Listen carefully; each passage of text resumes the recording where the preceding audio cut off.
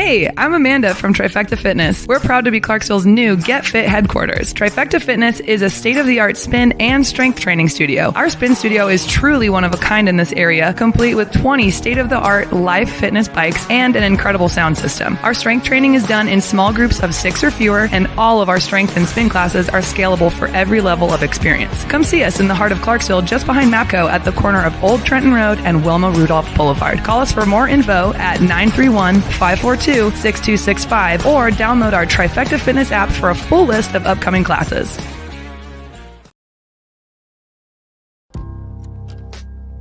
In October 2019, Arlington, Texas was chosen to be the home of a new national museum, unlike any other.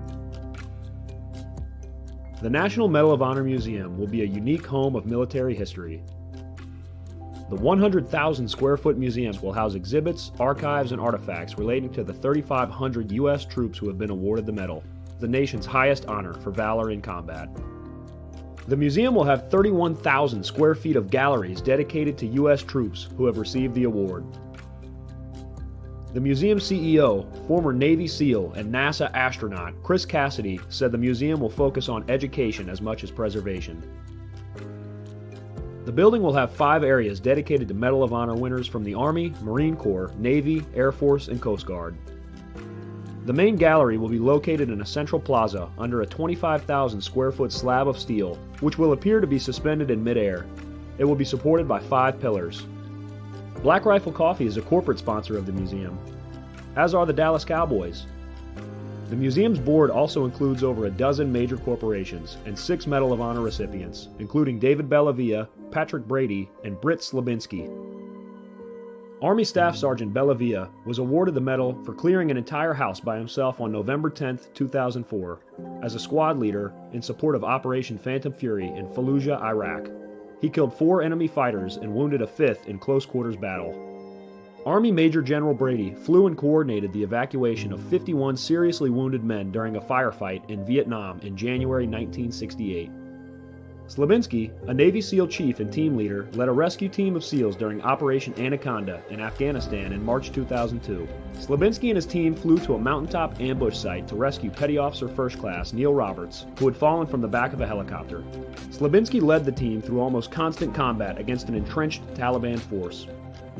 Along with the board members, former presidents Jimmy Carter, Bill Clinton, George W. Bush, and Barack Obama serve as honorary directors. The museum is expected to open to the public in late 2024.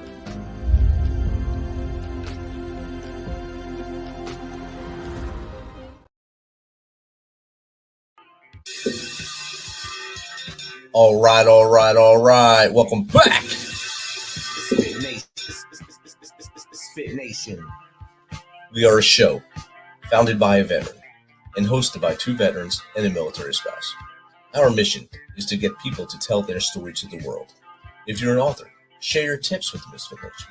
If you're a musician or actor, our audience needs to know how they too can get into the business. Coaches, we love our coaches. Come on and share some of your tips with the MisFitNation to help them become better versions of themselves. If you're a corporate leader or an entrepreneur, come on and share how you did it and how hard you have fought for success. If you're a veteran, first responder, or Gold Star family, we would love to have you come on and just share your story with the MisFitNation. We always have time for you. If you're feeling down, alone, or starting to see the darkness, stop.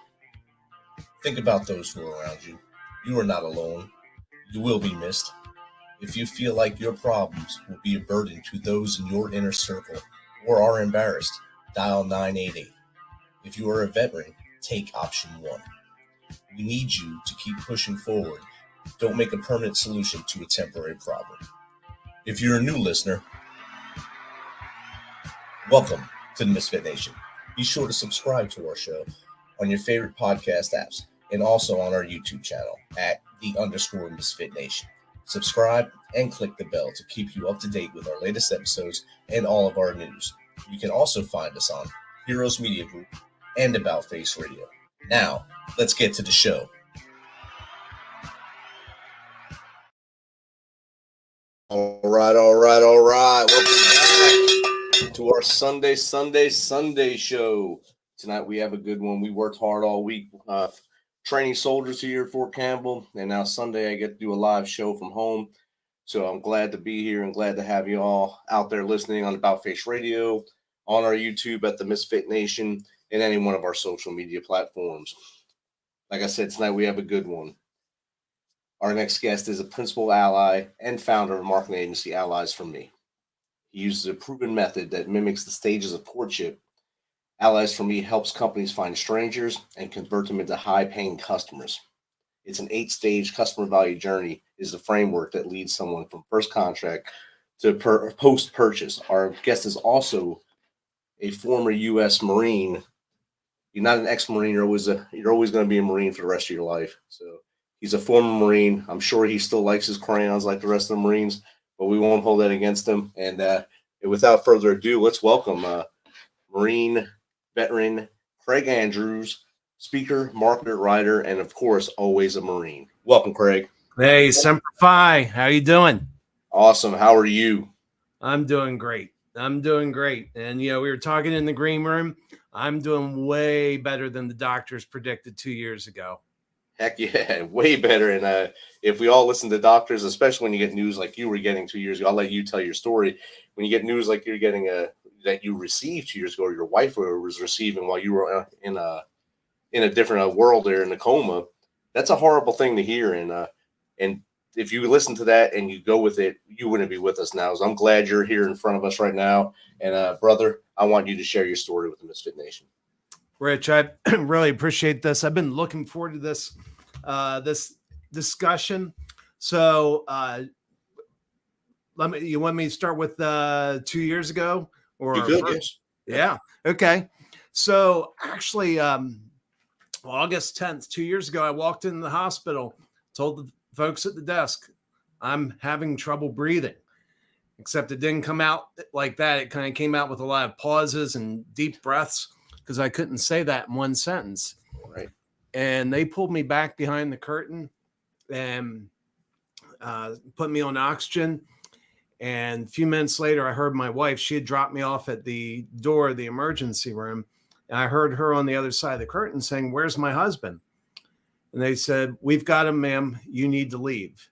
So they sent her back out into the car in the parking lot in August in Texas and just told to wait out there. And what I didn't know at the time is it would be almost another 2 months before I'd see her again.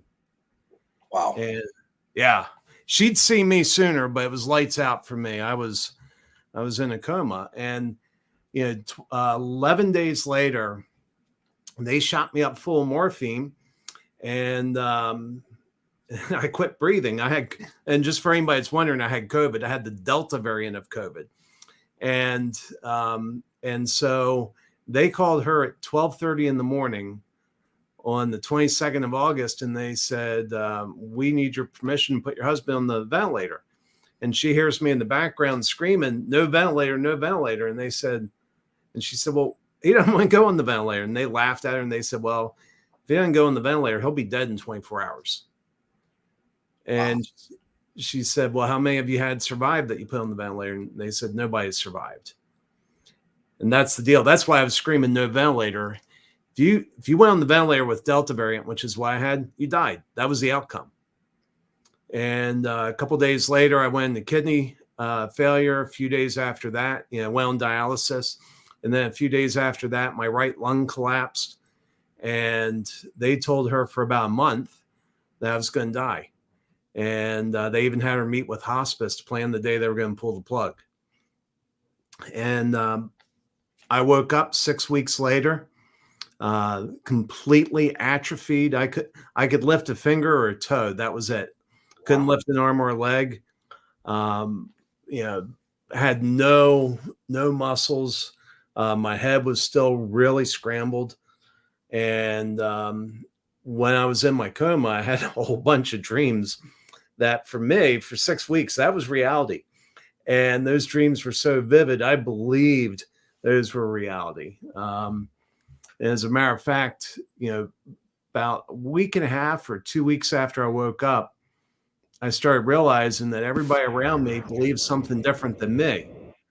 And so I called my wife over and I said, hey, I'm going to tell you some things.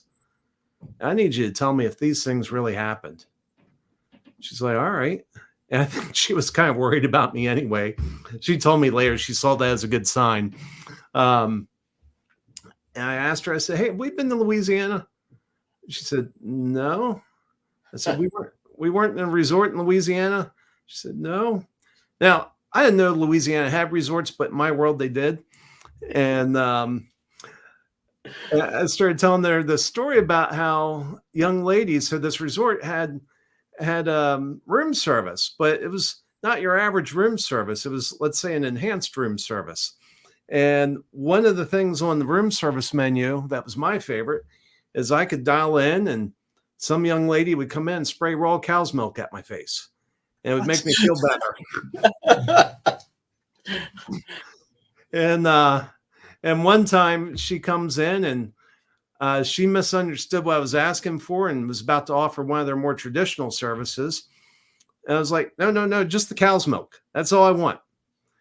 And I went on to tell my wife the dream. And I said, at some point they wanted me to leave and they came in and announced on the speaker in the room. They said, Mr. Andrews, it's time for you to leave. I said, well, I can't move. You're going to have to come in and get me. And they're like, you need to leave now. And they started getting angrier and angrier. At one point they said, if you don't leave, we're going to tell your wife about your room service. And I said, you can tell her. She knows I like raw cow's milk. There's no secrets there. And at one point I tried to roll out of bed. I thought if I fell on the floor, at least somebody would have to come in and pick me up and move me. But then I heard them mumbling in the background and I heard them say, let's get his wife. And she came in, she put her hand on my left shoulder and she said, Craig, this is Karen. I'm your wife. It's going to be okay. Now, when I told Karen this story, she sat back and she said, Craig, I said those exact words to you in your coma. Wow. Yeah. And, and something really interesting happened during those 6 weeks I was out. When I woke up, my trust in the doctors plummeted. It was through the floor. My trust in my wife, through the roof. All while I was asleep for 6 weeks. And the reality is my dreams were a reflection of reality. Yeah, they were widely distorted. So like that dream I just told you, at that time in the hospital, I had these respiratory techs that would come in my room several times a day, usually young ladies. And they would put a mask of nebulized albuterol on my face and would make me feel better and help me breathe. In my brain, in my state, I interpreted that as raw cow's milk. And so, so it was really interesting. And when I woke up, I had, complete atrophy. Even my vision was blurry because my eye muscles had lost strength. And so when I woke up, I was in the second of 3 hospitals. This was, they call it an LTAC. It's a long-term acute care facility. And there they got me strong enough to go to rehab. And then the last 3 weeks I spent in a rehab hospital where they taught me how to walk again.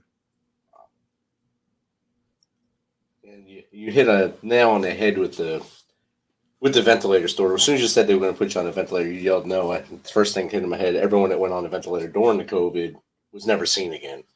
That everyone that you heard of was never seen again. And you had that in your wherewithal in your head, knowing that as you're saying ventilator, you're yelling no ventilator. And your wife's on the other end of the line saying, he's saying no, but they still wanted to do it. And that was just like their push at this time to get rid of patients, really. If they put it on a ventilator, that saves a bed because that bed's going to be empty here within hours. Yeah, and it's there's some horrible things that happen. We've got a book that's coming out shortly where we tell the story of that. But here's 2 paragraphs out of that book from the hours leading up to them shooting me full of morphine. And when she said, hey, he doesn't want to go on the ventilator, they said, he's full of morphine. He can't make this decision. Well, what's interesting is morphine suppresses respiration, which you would think is a bad thing if you have a respiratory disease. Yep. Calms you down. Yeah, but so in the book, as it's talking about a couple hours before they put me on the ventilator, I write in there and by the way, a little bit of setting. Earlier in the book, I introduced this doctor. I call him Droopy the doctor, and I said if Droopy the dog was a doctor, he would look exactly like this man. Wow. And so that's a little bit of context for this, but the book reads, the doctor stopped by for a brief chastisement. Not Droopy the doctor. This guy was more like a schoolmarm with an exceptionally high opinion of himself. And his schoolmarm duties today were to inform me of my sins and how bad things happen to those who sin. As I've reflected on that conversation, I realized that he believed I would die in the next few days. So his priority was to make his last words to a dying man a chastisement, and my life was in the hands of such a person. Wow. That's amazing. Yeah, it was an interesting experience. And, obviously this is a show where you have a lot of vets. You're a veteran and, the lifestyle. It's fun because I'm sharing a little bit more than I would, in a regular podcast because, we think differently. We've seen different things and we think differently. But the one thing that hit me as I was going through that is I credit the Marine Corps for me being alive. Well, I think it was a bona fide miracle from God. I think it was my wife who came in, changed the hospital policy where they originally told her she couldn't visit me. And she's like, nope, wrong answer. So she came in for an hour a day. And she'd sing to me and pray over me and say words of encouragement.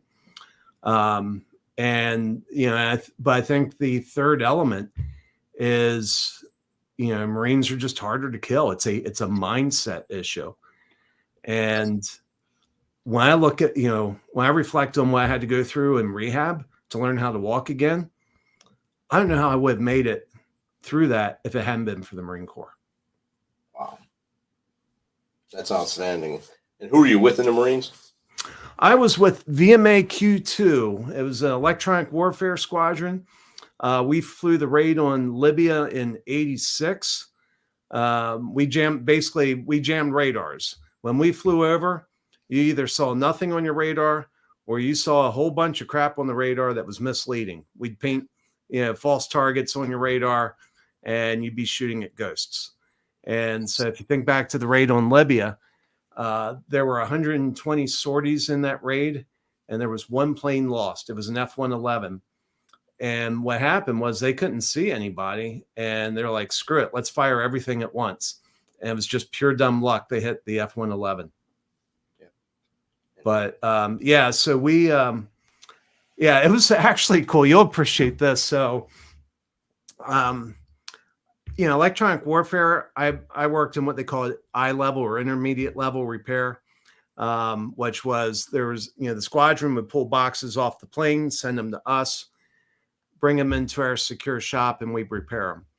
And so there was a doorbell on the front of the front door of the shop, and to get in, you had to ring the doorbell. And if you didn't have the right badge, if you didn't have a badge to work in that shop, you had to be escorted.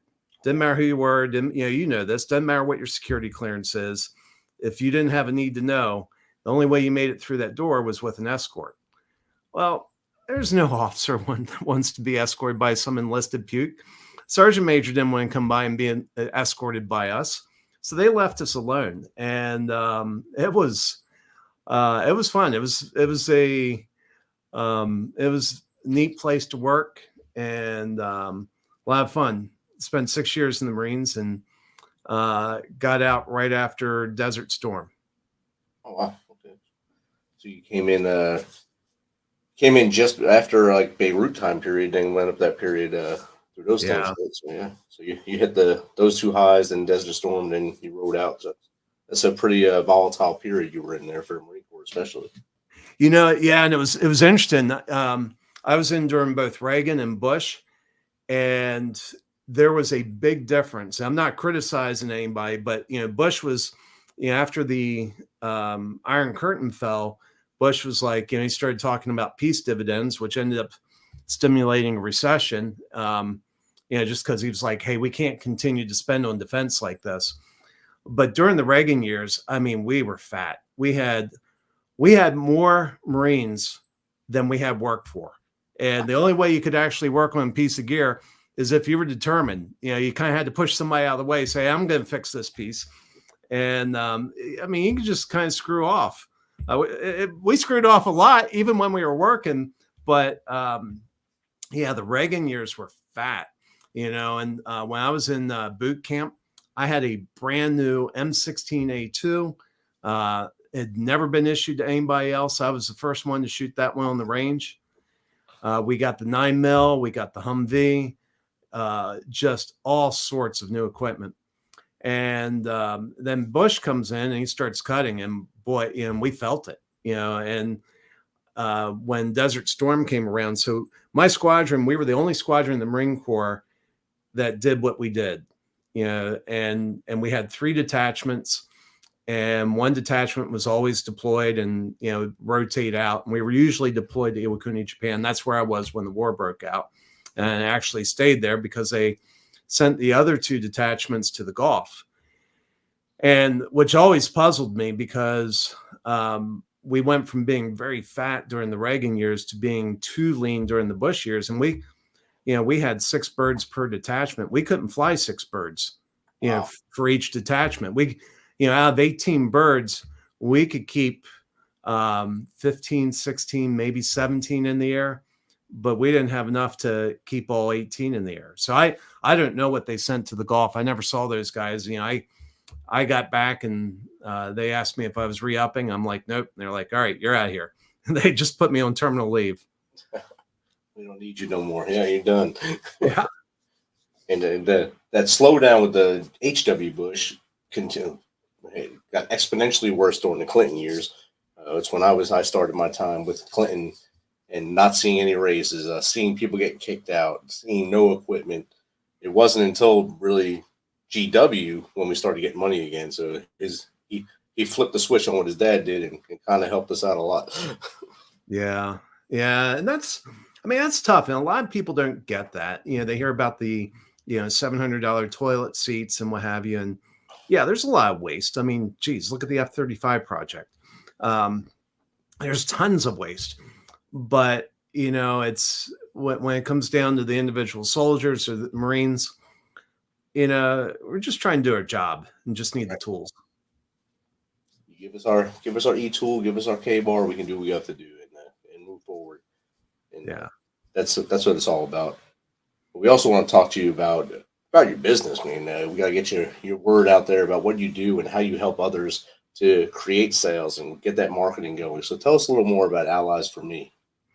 Yeah, so Allies for Me, we're a marketing agency, and we work exclusively with people that have high ticket products or services, usually high ticket services, usually B2B, not always, but our special formula, if you have a high ticket product or service that requires a high level of trust and a long sales cycle, we've got a solution for that. We've got a formula that we've developed over years that works really well. And so for those folks, we can help them close more deals faster at higher prices. And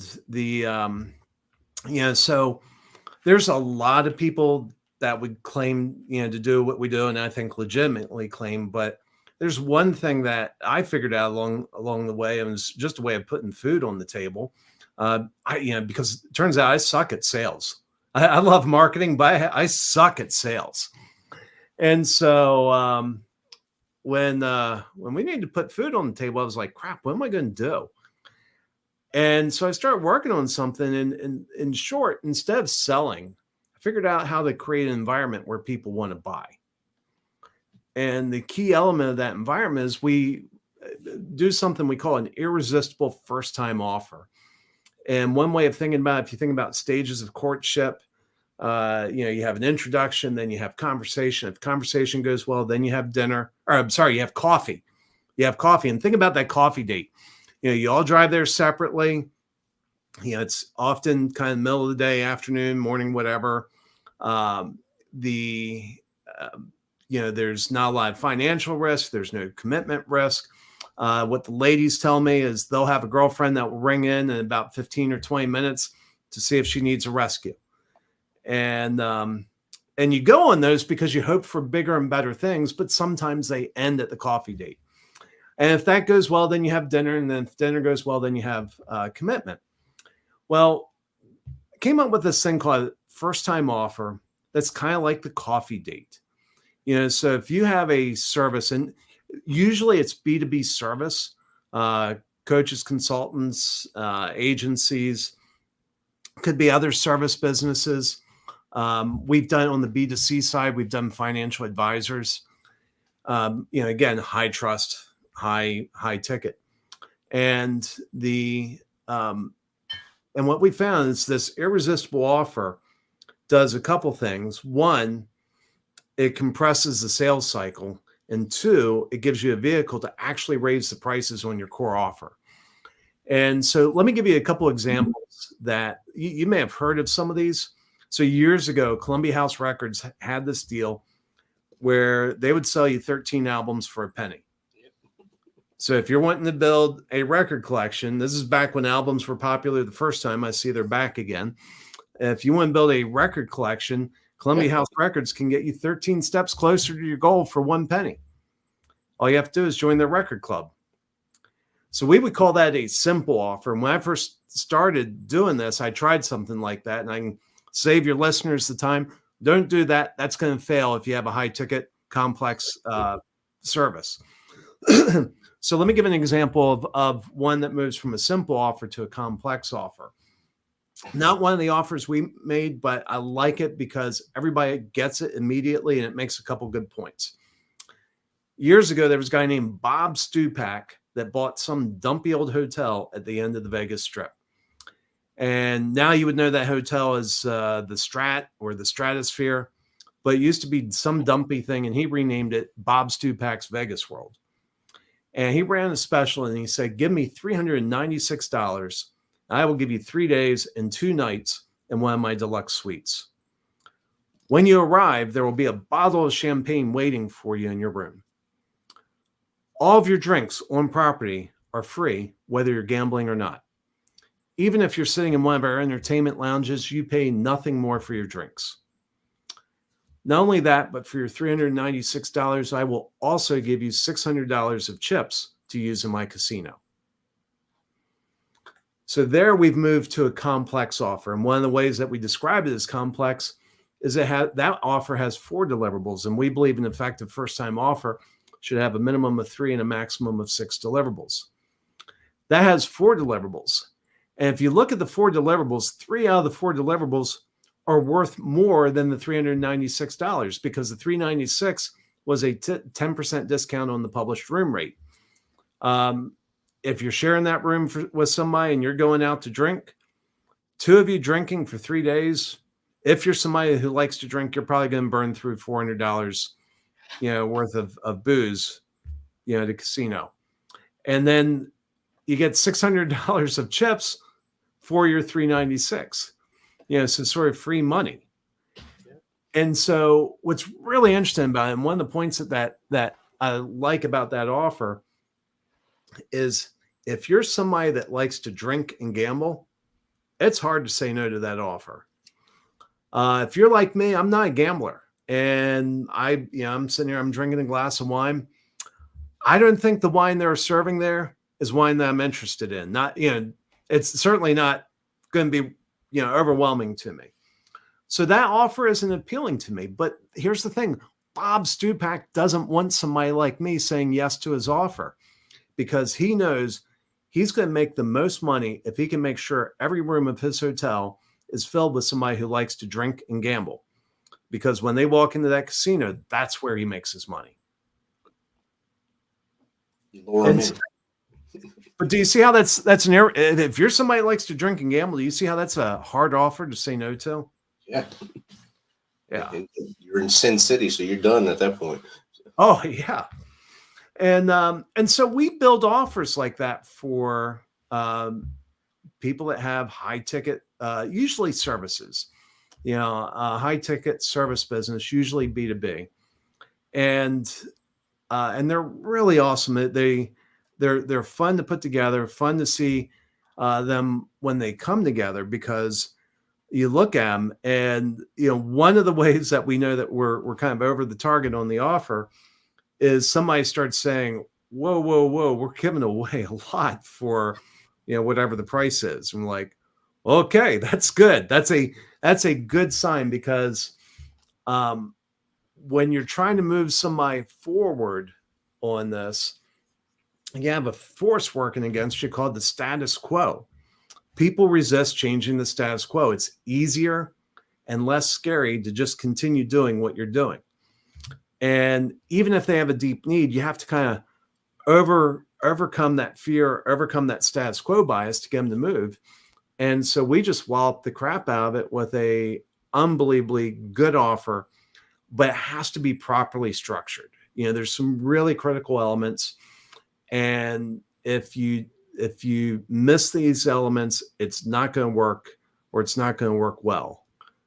And I say that as somebody who always tells, I always tell my clients, hey, look, they're like, hey, what do you think my offer should be? And I say, I can't shoot from the hip. Every time I do that, it fails. We got a process. You got to follow the process. And it's funny, earlier this year, I put an offer together for myself, and I was mostly shooting from the hip. I was following my worksheets, but I skipped some important steps, and the offer wasn't working. And so I stepped back last week, and I started going through and following my process. And by golly, I'm like, oh crap, I missed that. And, and now I've got an offer that's, I think, pretty darn awesome. And it's going to work incredibly well. But it's really about bringing somebody in. And here's the magic. Here's where the magic comes in. Bring somebody in, solve a problem for them. And let me take this back to my time in the hospital. Remember I said after 6 weeks, my trust in the doctors had plummeted. My trust in my wife had gone through the roof. Yes. Maya Angelou had a quote that said, people will forget what you said, they will forget what you did, but they will never forget how you made them feel.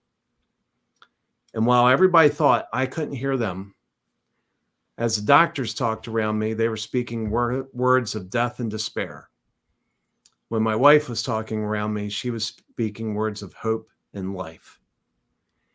And the experience that created changed the way I feel, changed the way I felt, changed the way I felt towards the doctors, changed the way I felt towards her. And when you bring somebody in and do a first-time offer for them, one of the things it absolutely has to do is solve a problem, hopefully solve a few problems. When you come shoulder to shoulder with somebody and you help them solve a problem, it generates a release of oxytocin, which is the bonding hormone in the body. It's the hormone that's released when a new baby comes out of her mother's womb and is put on a mom's chest. Oxytocin's released in the mom, oxytocin's released in the baby. Tight bond is formed. When you help somebody solve a problem in their life, it releases oxytocin. Wow. So when you started this with the first time offer at FTO, when you came up with this or you started using this, what was the success rate at first, and where are we now? Yeah, so my first time offer failed. My second first time offer failed. My third first time offer failed a little bit less. Okay. And it took about 18 months for me to get something that was sort of working. And over the last 5 years, I've really been perfecting the process. But when I have an offer dialed in right, if I present it, I basically half the people I present it to buy it. And of those, 80% of those buy my high ticket offer. And on the first part, I would say the reason for the 50%, actually, I got nervous last year. My closing rate on the first time offer started rising above 50%. And it actually made me nervous. That wasn't what I wanted, because it's designed to be a filter. You don't want everybody saying yes. Remember Bob Stupak's offer? If you don't like to drink and gamble, you're probably going to say no, because there's better hotels in Vegas. He had a dumpy old thing. And so last year I saw it rising, and guess what? The tail end of that started falling. I found out what happened. I had a referral source that was prepping people, and they'd say, hey, when you talk to Craig, he's going to make an offer. Make sure you say yes to whatever that was. And I called my referral source. I'm like, dude, I really appreciate the referrals. Please quit prepping them. Just send them in cold, and don't tell them to say yes to whatever, because that's a filter I need for this to work. Because what we do, and again, if anybody's listening that has a high, you're in the high ticket B2B service space, you never close deals in one conversation. It's usually you've got a whole bunch of conversations, you have proposals, you have all that kind of crap. We close people in one conversation, but not for our core offer, for our first time offer. And because when it's working as a filter, we just make sure we're only talking to our best buyers, like Bob Stupak's offer. He just wants, Bob Stupak only wanted people that like to drink and gamble saying yes to his offer. And we have carefully designed filters in our offer to make sure that we're only bringing in people that we work best with. And what's cool is when you do that and you help them solve a small problem, when you ask them to write the big check, they're usually pretty eager and anxious to do so. Actually, we don't even ask. They usually come to us and they're like, okay, we got this. What's next? What do we do? I want to continue with you. What's the next step? Outstanding. And it seems like you build that relationship too, so you have them there so you can go back to that well again in the future. Yeah, absolutely. And that's, and that's a really important message for anybody that's listening. This is not some trick. This is not some trick. This is not some scam. It's not a gimmick. This is about serving people. You're going to be very generous in these offers. You're maybe even uncomfortably generous. I hope you're a little bit uncomfortable when you first start doing it, until you start seeing how well it works and you start feeling good about it. If you try to use this as a gimmick or a scam, it's not going to work. I'm absolutely convinced, one, you won't be able to build one. And two, if that's your mentality, you're probably not going to offer it. And three, if you're more of a taker than a giver, it's going to come through in your body language, and it's just the system won't work for you. But if you're a generous person that genuinely likes to help and serve people, and you lead with this, okay, yeah, you're going to lose a little bit of money on the front end. But on the back end, this has been the primary vehicle we've used to raise our rates. Our rates have gone up significantly since doing this, because we build so much trust. Definitely do. And I think once you build that trust, it's almost like a tidal wave at that point. It keeps coming into you at that point, because then you have the word of mouth, and you need to go to Craig, you need to go to allies from me, and they'll help you out. They'll help make you the person that your business, the business that it needs to be with their marketing skills. Yeah. And it's, one of the things that we like to say is, if you wouldn't send your best friend through your sales funnel, then you have a broken funnel. Right. Seriously, if you have like a VIP door for your buddies, you got a broken sales funnel. The first time offer, that is our VIP door. And guess what? Everybody that we offer it to is a VIP. The other thing is we don't offer it to everybody. So when we jump on the call with somebody and, we're trying to figure out, can we help them? If we can't help them, and if we conclude that for whatever reason, some people we can't help because we can't help them. Some people we can't help because they don't want to be helped in a way that we can help them. And if either of those come true, in our initial conversation, at the end of the conversation, we just don't offer the offer. We just tell them, hey, we don't think we're the right folks for you. But for those that do, every one of them goes right through our VIP door. And I mean, let me give you an example about how seriously I take this. And one of our beliefs is, if you had a friend come to you in need, and you could actually solve whatever need they had for them, and you thought about all the different things you could do for them, your answer better be that the best thing for them is to buy your first time offer. And a time I had to put that to work was actually, this goes back 2 years, almost, just a couple days from now, 2 years ago. I got an email on August 18th from a lifetime mentor, retired Marine Corps major. He was a Mustang, so he went up through the enlisted ranks, got commissioned, made major before he got out. His name's Mike. His wife's name's Brenda. Mike and Brenda have had more of an impact on my life than anybody other than my own parents. They've been fantastic mentors. And August 17th, their daughter died of COVID. She was on the ventilator. August 18th, I got an email from Mike telling me about his daughter's death. And 2 days later, I went on the ventilator. 4 days later, I went on the ventilator. And when I got out of the hospital, Kristen's brother, Michael Jr., emailed me and said, hey, Craig, I need some help with marketing. Can you help? Well, at that time I was in a wheelchair. I couldn't do a lot. And I said, Michael, I'm taking the rest of the year off. And why don't you reach out again? And secretly, I was kind of hoping he would go away. I just didn't want to muddle that relationship. He came back right after the new year. And, I was looking at my diary, my journal today. And my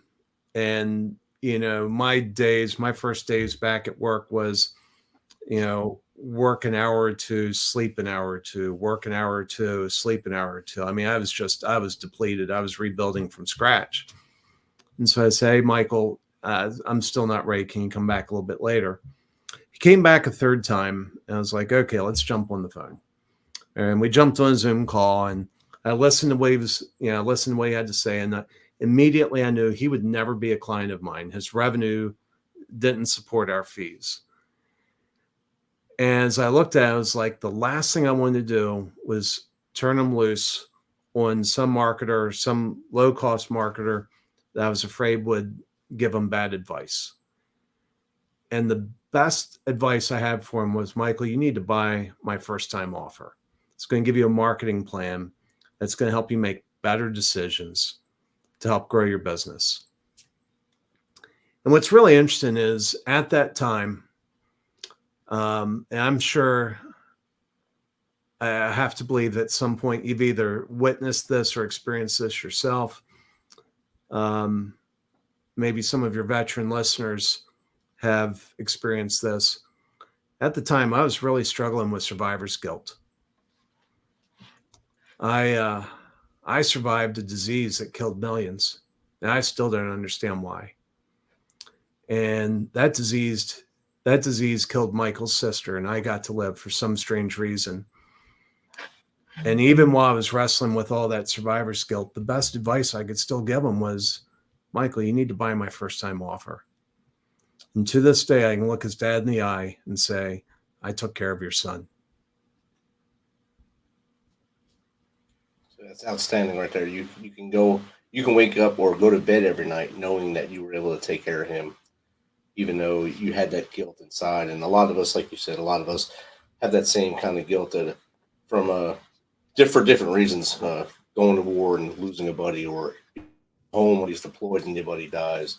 And why was I spared? Why was I able to sit at a desk when they died? And those are questions you can write on your head. You can let them kill you, or you can let them fuel you to be a better person, a better human as you move forward in life. Yeah. Yeah. It's hard. It's funny. Right down the road from me is a Marine named Dakota Meyer. He's second youngest living recipient of the Medal of Honor. He used to be the youngest living recipient. And I've met him and at a luncheon a few years ago, but I was looking at his website and I saw him write something on his website. And it was that he strived to live a life that honored the Marines that died. And when I saw that, I was like, wow, I know exactly what that means. My phrase is to live a life that's worth living. Yeah. Definitely. And I think we all have to have that same kind of mantra, and not just like you heard us in our intro of don't go to the darkness. Don't give up the fight. We need you here. We need you. We want you to be in this fight. So that's, I think, what you've done with that, and turned that page and made the best out of it. And you coming out of the COVID death grip and coming back to us and being able to do what you're doing still now is just an amazing, I guess, a tribute to you and to your upbringing, and to, like you said, that hard-headedness of the Marines, that you can't die because the Marines told you can't until it's your time. So that's awesome. Yeah. And, you were talking about the dark place, so the second hospital I was in, as my mind started clearing, I started realizing what I was up against. There was one morning I went dark. I went really dark. I could barely move. I think at that point I could lift an arm and a little bit, lift it. I don't think I could lift my legs yet. And I was in constant pain. Everything hurt. And I'm sitting there in bed and I was like, this sucks. You know what? Tomorrow's going to suck. And the day after that's going to suck. And I just started spiraling downward. And around lunchtime, I caught myself mentally. I was like, Craig, you can't go there. You just can't go there. Pull out. And fortunately, I was able to refocus my mind, refocus my thoughts, get focused back on recovery. And, and to anybody listening, I'd encourage, if you're in a dark place, do that and reach out. You don't have to do this alone. Definitely. You're not in the fight alone. You have brothers and sisters all around you. You may not think they care about you, but they do. They care about you. Everyone has this crazy busy life right now because it's so easy to be busy right now. But every one of them will stop what they're doing to talk to you so that you're able to talk to them again another day. So just remember that. Craig, we'll get off the darkness here for a little bit. Yeah. You also have a podcast. And tell us about the title of your book and when it's going to be released, where people can get it. And then let's talk about your podcast a little bit. So I've got actually 2 books coming out. Okay. And we're still reworking the titles. The one is a book my wife and I wrote about our journey through COVID. And the title we picked was, turns out somebody was publishing a book this year with exactly the same title. Wow. And so the one we're debating on is Life in Two Worlds, Escaping the Shadows. And so that's the one about COVID. Maybe something similar to that. The other book, and I just finished the first draft this weekend. I'm working on editing. Hope to have that. Don't hope. I will have that to the editors this week. It's called Make Sales Magical. Close more high ticket deals faster at higher prices. So that's kind of what we're talking about. Don't have the exact date on when those books are coming out, but it'll be soon. Something else I want to celebrate that. And I tell you what, if anybody can make it to Austin, Tuesday afternoon, August 22nd, So I started doing something when I got home and I started recovering. I was still in a wheelchair, and I started doing this thing called Camp Gladiator. And initially it was just to work on upper body strength. And so Tuesday, the 22nd, is the 2-year anniversary from when the docs told my wife I was going to die. And I'm going to Camp Gladiator that night. Normally I have to do a 30-minute workout because of some complications with my kidneys. That night I'm doing a full hour, and I'm just doing balls to the wall. And I hope anybody listening that's in Austin, come out to Lake Hills. We meet in the parking lot of Lake Hills Church, 6:00 Tuesday night. If you're not in Austin, fly down. Come on out. You'll get to see me wheeze and stumble and look like I'm about to pass out. And Southwest flies into Austin, I think 4 times a day just from here in Nashville. So I think it flies in a lot of flights from Southwest go there. So those are your cheapest flights, Southwest, or maybe some Airbus or something get there. I don't know, True Blue Airlines or something, Spirit. They'll get you there cheap if you want to go cheap. Yep. Yeah. And how about your podcast, Craig? Yeah. So we just got a podcast called Leaders and Legacies, Making an Impact Beyond Yourself. And so the inspiration for that was, I was in a coma for 6 weeks, and then my mind was mush for another couple weeks.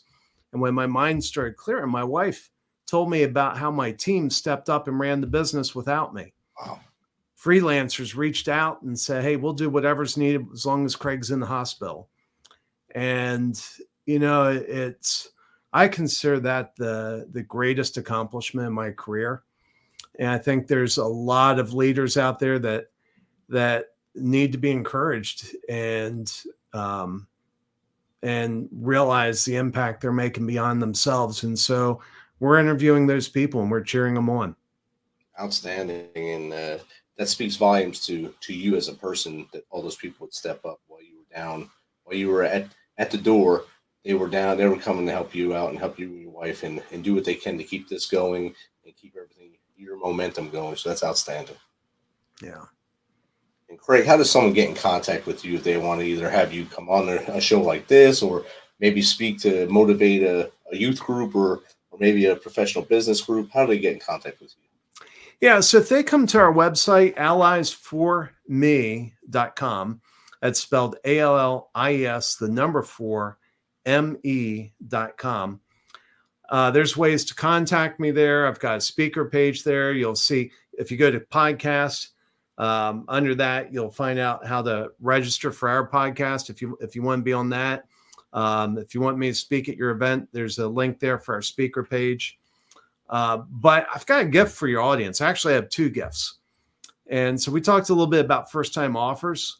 I believe high ticket sales is broken, and I'm committed to changing that with first-time offers. So I have a guide that helps you avoid some of the mistakes I made, and also have 23 days access to a self-paced course to help you put yours together. And just for clarity, the reason we limit it to 23 days is we study humans, and we know if you come sign up for a free course, next month will come, you haven't done it. Month after that will come, you haven't done it. 6 months from now, you've forgotten about it. I'm in the business of changing lives. And when we put a 23-day cap on it, guess what? People come in, they consume the content, they start putting it to work. We see it in the analytics. So all you have to do is go to alliesforme.com/MisFitNation. All one word, all lowercase, alliesforme.com, MisFitNation. And there will be a little form you can fill out, sign you up to get you access for those 2 gifts. And I hope anybody doing a high ticket sale, I hope you do that, because if it changes your life as much as it's changed mine, it'd be wonderful. Outstanding. And that website is going across the bottom as a banner right now for those viewing this. And it'll be in the show notes for those who listen to this on our podcast apps. Craig, thanks again for being flexible. I know we had to cancel one time before because of my awesome work schedule, but thanks for being flexible and awesome sharing the story with us. And I hope that this was able to reach someone and teach them. Reach one, teach one is what we like to do here at the Misfit Nation. And I think your story is impactful, and it should reach at least one, maybe more than that. Rich, thanks for having me. This has been fun. I had a great time. Have a good night.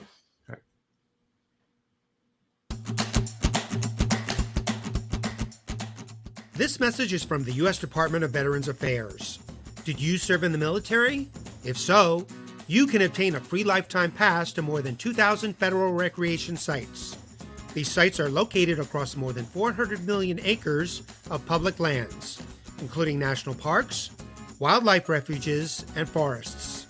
The lands host activities to fit any lifestyle: hiking, biking, fishing, camping, and much more.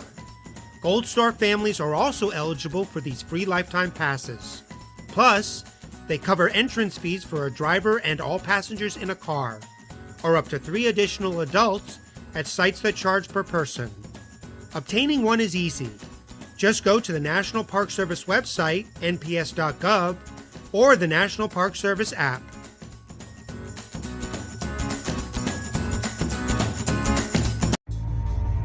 For every veteran, there is a story about a calling to serve, to fight for the freedoms of the American people. And every story has a struggle, a sacrifice, and invisible wounds. Warrior Watts programs help veterans recover from PTSD and invisible wounds through exercise, nutrition, and connecting with other veteran leaders. It is estimated that 22 veterans die each day by suicide, and another 30 veterans die each day by substance abuse. These are preventable deaths. Warrior Watt is committed to fighting PTSD through fitness, nutrition, and community.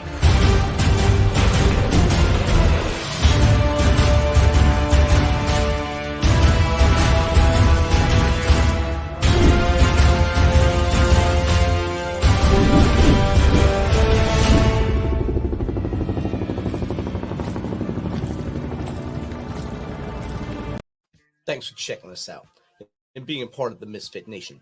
Don't forget to visit our website at themisfitnation.com. That's themisfitnation.com to catch up on all of our episodes and also to get some of that great Misfit Nation gear. As always, be humble, stay hungry, and keep hustling, because we are